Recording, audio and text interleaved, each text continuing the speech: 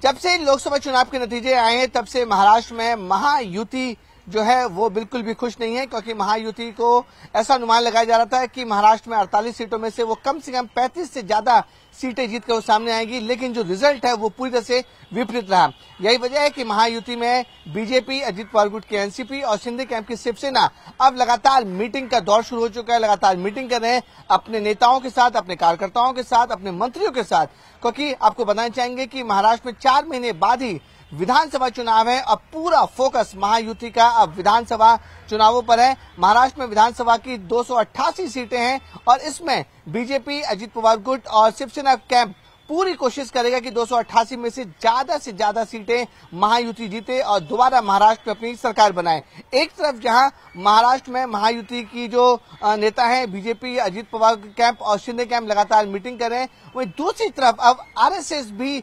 अब बीजेपी के साथ मीटिंग उन्होंने शुरू कर दी है, क्योंकि आरएसएस ने साफ तौर पे कहा था कि कुछ दिनों से वो काफी ज्यादा जो आरएसएस के नेता थे उन्होंने साफ तौर पे कहा था कि जो महाराष्ट्र में जो प्रदर्शन आया है उससे वो असंतुष्ट हैं, खुश नहीं है। आरएसएस की उम्मीद कर रही थी कि बीजेपी का जो नंबर्स है, जो प्रदर्शन है वो महाराष्ट्र में अच्छा होगा, लेकिन लोकसभा चुनाव जब 4 जून को आया तो बीजेपी सिंगल डिजिट में रह गई, यानी कि 10 जो दो अंकों की डिजिट है उतने भी लोकसभा सीट उन्हें नहीं मिल पाए। उसको लेकर अब आरएसएस भी इन्वॉल्व हो चुकी है। आरएसएस भी बीजेपी के साथ लगातार मीटिंग कर रही है, मैराथन मीटिंग चल रही है, इसमें सभी नेता उसमें मौजूद रहते हैं और आरएसएस ने साफ तौर पर कहा कि पूरा फोकस अब विधानसभा पे की जाए। और सूत्रों से जो जानकारी मिल रही है कि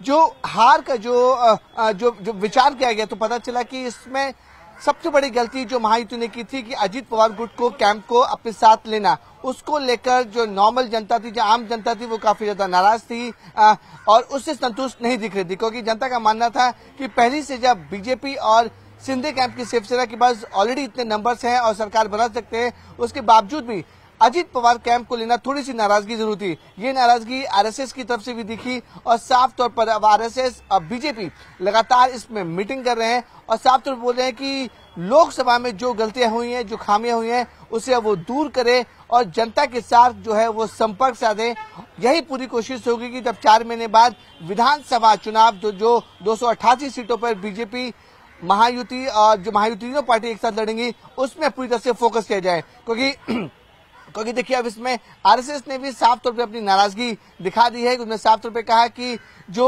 बीजेपी का जो आंकड़ा था वो पूरा नहीं कर पाए, बीजेपी के जो नेता है वो इस चुनाव में खड़े नहीं उतरे, उसको लेकर अब आरएसएस के नेता भी मीटिंग कर रहे हैं। आपको बताना चाहेंगे कि कुछ दिन पहले ही पुणे में एक मीटिंग हुई थी। हालांकि ये मीटिंग पुणे में आरएसएस और बीजेपी की हर 4 महीने में ये मीटिंग होती है। इसमें आरएसएस के भी नेता होते हैं, बीजेपी के भी नेता होते हैं। इस मीटिंग में भी ये मुद्दा उठाया गया था कि लोकसभा चुनाव में जो गलतियां और जो खामियां हुई हैं वो विधानसभा चुनावों में ना की जाए, लोगों के साथ संपर्क साधा जाए, लोग जो जनता जो वोट के लिए बाहर निकली थी उनसे बात की जाए, उनके संपर्क साधा जाए, उनसे पूछा जाए कि आखिरकार गलती कहाँ हुई है। इन गलतियों को सुधारने का अब समय आ गया है और सिर्फ 4 महीने बचे हैं विधानसभा चुनाव को लेकर महाराष्ट्र में, इसलिए लगातार अब ये मैराथन मीटिंग शुरू हो चुकी है। अब इसमें महायुति के साथ साथ आरएसएस के नेता भी लगातार मीटिंग कर रहे हैं और पूरा फोकस आरएसएस ने कहा है कि महायुति को महाराष्ट्र में पूरा फोकस